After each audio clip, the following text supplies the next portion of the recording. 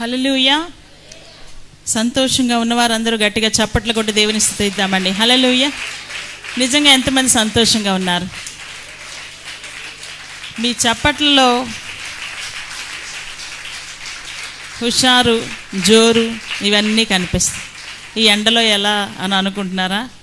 దేవుడే ఇశ్రాయేలు ప్రజలకు ఏం చేశారని ఎడారిలో నడిపించినప్పుడు పగలు మేఘస్తంభముగా, రాత్రి అగ్నిస్తంభముగా ఉన్నారంట. హల్లెలూయా.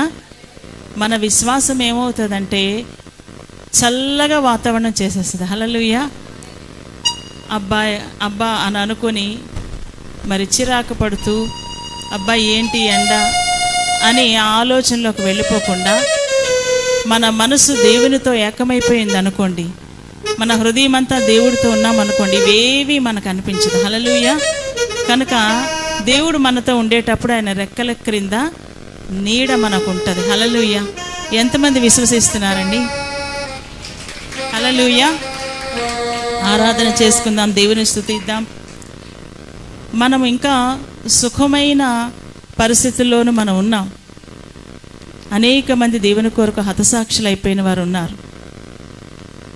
ఎడారుల్లో నడిచి సేవ చేసిన వారు, అనేక మంది దేవుని కొరకు చనిపోయిన వారు, వారి ప్రాణాలను దేవుడికి ఇచ్చిన వారు అనేక మంది ఉన్నారు. హల్లెలూయా. నేను ఎప్పుడు చెప్తూ ఉంటాను, ఒక వ్యక్తిని అలాగే విడిచిపెట్టమని అక్కడున్న వాళ్ళందరూ కూడా బలవంతం చేస్తుండేటప్పుడు ఆయన ఒప్పుకోలేదు. దేవుని బిడ్డ ఎక్కడ ఏం చేశారంటే, ఒక తోలు సంచిలో, ఆ తోలు సంచి ఎలా ఉంటుందంటే మరి ఎండలో వేస్తే దగ్గరకు అయిపోతుంది, నీటిలో వేస్తే పెద్దగా ఉంటుంది అన్నమాట. అందులో అతను పెట్టేసి ఆ తోలు సంచిని ఎండలో పెట్టారు. ఇప్పుడు ఏమవుతుందండి? దగ్గరకు అయిపోతూ ఆ ఎముకలు పటపట ఇరుగుతూ ఉన్నాయి. ఆ ఇరిగినప్పుడైనా సరే నేను దేవుని విడిచిపెట్టేస్తానని మాత్రము చెప్పలేదు. ఆఖరికి ఇప్పుడైనా చెప్పు, నిన్ను రక్షిస్తామని వాళ్ళు చెప్తున్నారు. చెప్తునేటప్పుడు ఆ అబ్బాయి అన్నాడంట, అయితే నా యొక్క చెయ్యి బయటికి తీయండి, నాకు ఒక పుస్తకం ఇవ్వండి, నాకు ఒక పెన్ను ఇవ్వండి అని చెప్పాడంట. ఒక చెయ్యి బయటికి తీసినప్పుడు ఏమని రాశాడో తెలుసండి? నా దేవుడు నా కొరకు చేసిన ఆ త్యాగం ముందు నేను చేసిన ఈ పని ఏమాత్రం ఎన్నతగినది కాదు అన్నాడంట. గట్టిగా చప్పట్లు కొట్టి దేవుని స్తుతిద్దామని. హల్లెలూయా. చనిపోవడానికైనా సిద్ధపడ్డాడు.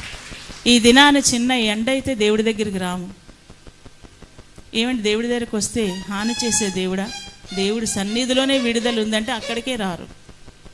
విడుదలంతా ఎవరి దగ్గర ఉందండి? దేవుడు. మన ప్రాణాలు ఎవరి చేతిలో ఉన్నాయండి? దేవుడు. చనిపోతే దేవుడి దగ్గరికి వెళ్తాం, బ్రతికితే దేవుడి దగ్గర ఉంటాం. ఇంటి కింద నీడలో ఉండి నేను వెళ్ళిపోతే ఏమైపోతానో అని నీడ కింద ఉండి చనిపోలేని ఎవరైనా ఉన్నారా? చావు ఎక్కడైనా వస్తుంది. కానీ ఆ దేవుడి దగ్గరికి వెళ్ళేటప్పుడే అన్నిటికీ వెళ్తాం, కానీ దేవుడి దగ్గరికి వెళ్ళేటప్పుడు అన్నీ కనిపిస్తాయి. ఒక వర్షాన్ని భరించలేరు, ఒక చలిని భరించలేరు, ఒక వేడిని భరించలేరు.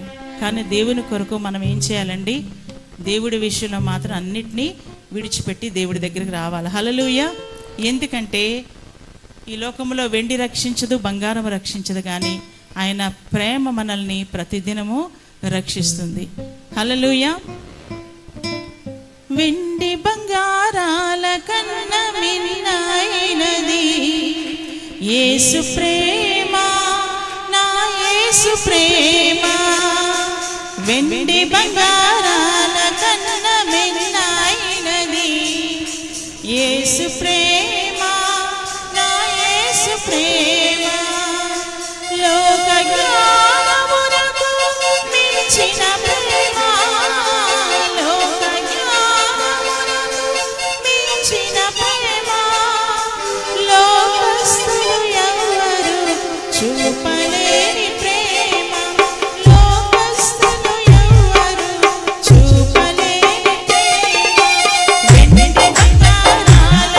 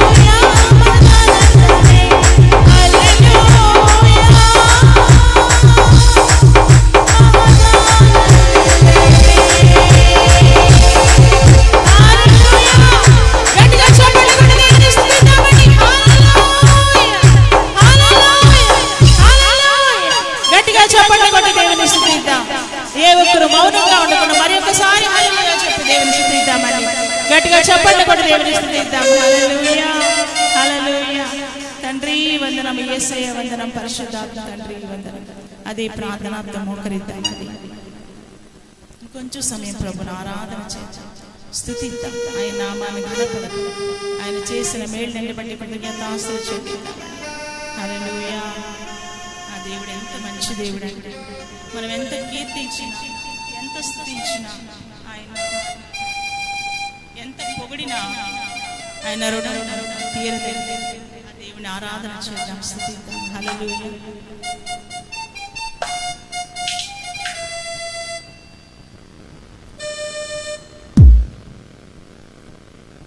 దినమెల్ల నే పాడినా, కీర్తించినా, నీ రుణము నే తీర్చగలనా.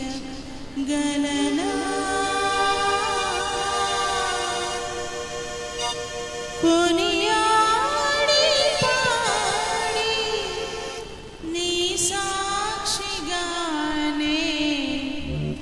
ఇలలో జీవించనా, ఇలలో జీవించనా. దినమెల్లనే పాడినా, కీర్తించినా, నీ రుణము నే తీర్చగలనా.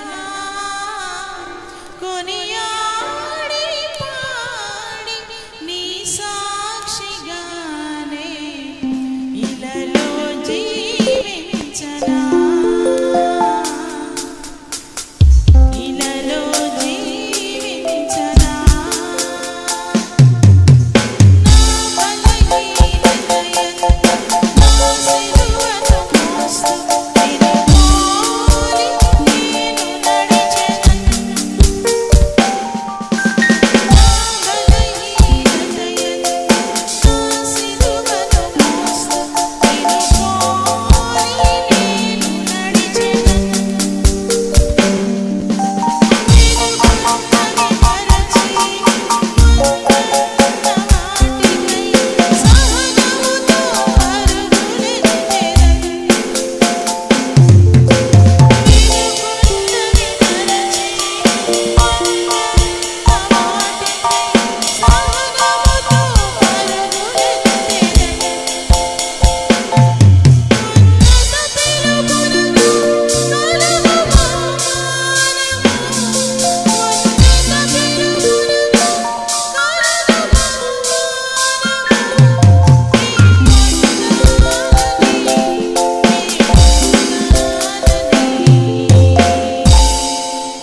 దినమెల్లనే పాడినా, కీర్తించినా, నీ రుణము నే తీర్చగలనా.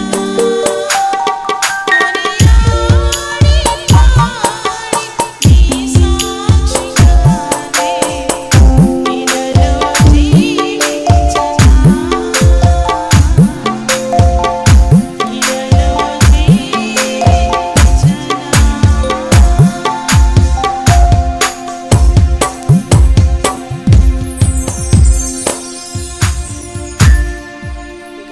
గాయపడిన సమయాన